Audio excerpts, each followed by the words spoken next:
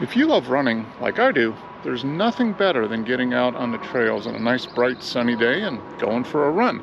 Now the problem is, if you want to do some zone 2 training while you're running, that can be tough because running is a full body exercise that can really elevate the heart rate very quickly. Well, there are some things you can do while you're out on your run to greatly improve the odds of you getting that zone 2 training in while running. So what do you say, let's go for a run on the trails and do some zone 2 at the same time? Okay, a few minutes into the run here, and I want to talk about the first thing that you need to focus on when you're running with the goal of staying in zone 2. And what that is you need to completely ignore your pace or how fast you're running. Now I know as runners, a lot of our effort is based on how fast we are running, what's our pace per mile. But when we're doing zone 2 training, that's irrelevant. It doesn't matter. What matters is whether your heart rate is in zone 2 or not. And if you want a introduction to what zone 2 training is and the benefits of zone 2, check the link in the description below, where I had a video that I posted a few months ago about zone 2 training and benefits.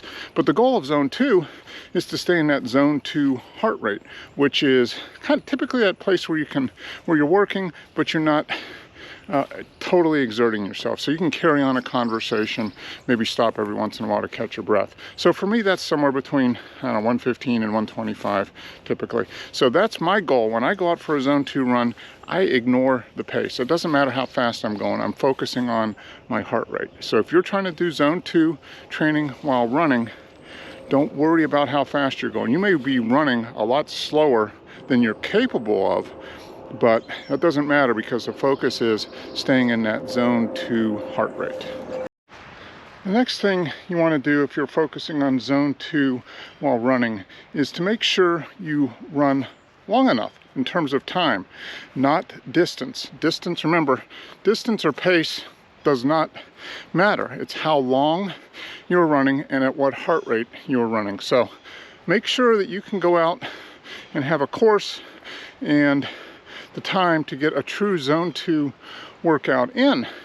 And that could be anywhere from, optimally a zone 2 workout should be anywhere from maybe 20 minutes at a minimum to 45 minutes to an hour on the high end of things, maybe even 2 hours.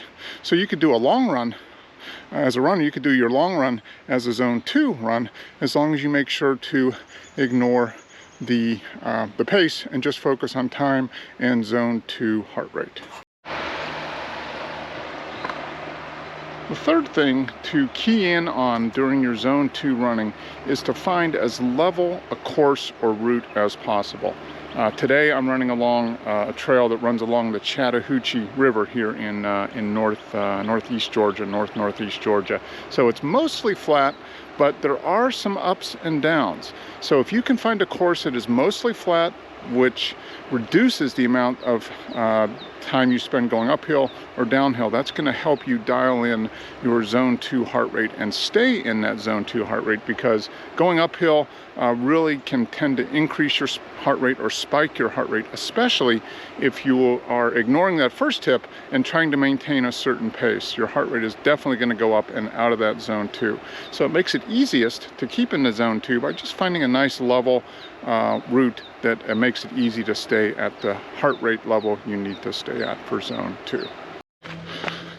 Okay, and if your course isn't 100% level and you find yourself facing a steep hill, don't be afraid to walk.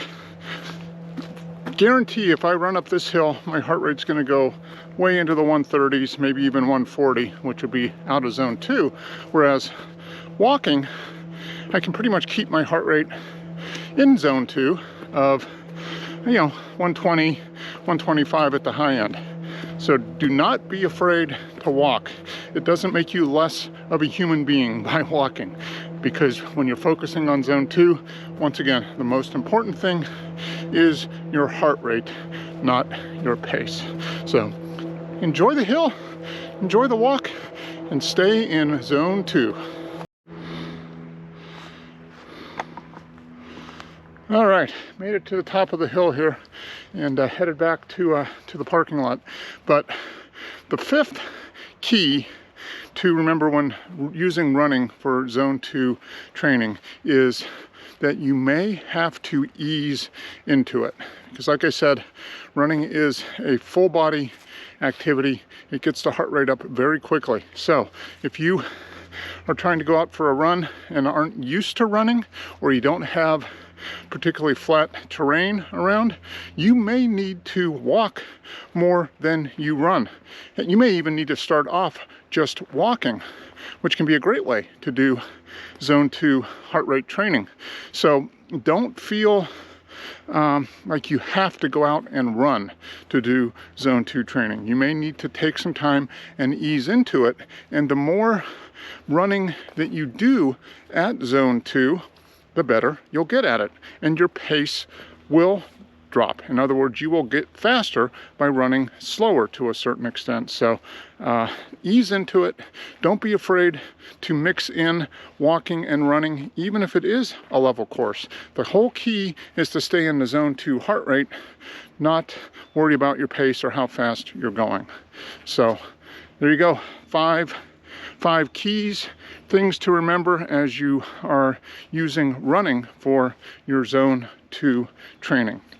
Hope that helps, and hope you found this video useful. If you did, love to have you as part of the community. Go ahead and hit that subscribe button there. And if you like what you see and you want to share it with others, the best way to do that, give that mighty thumbs up. That helps YouTube share what we're doing here in the channel with more and more people and bringing them in. So anything you can do to help us out in that regard would be greatly appreciated. And check below in the description for the link to the Zone 2 benefits video. And also check up here. I'll post a playlist of all the Zone 2 specific videos that I've put together so far. That's it for today. I've got to finish up my run here. Hope everybody is doing well, and until the next video, be well.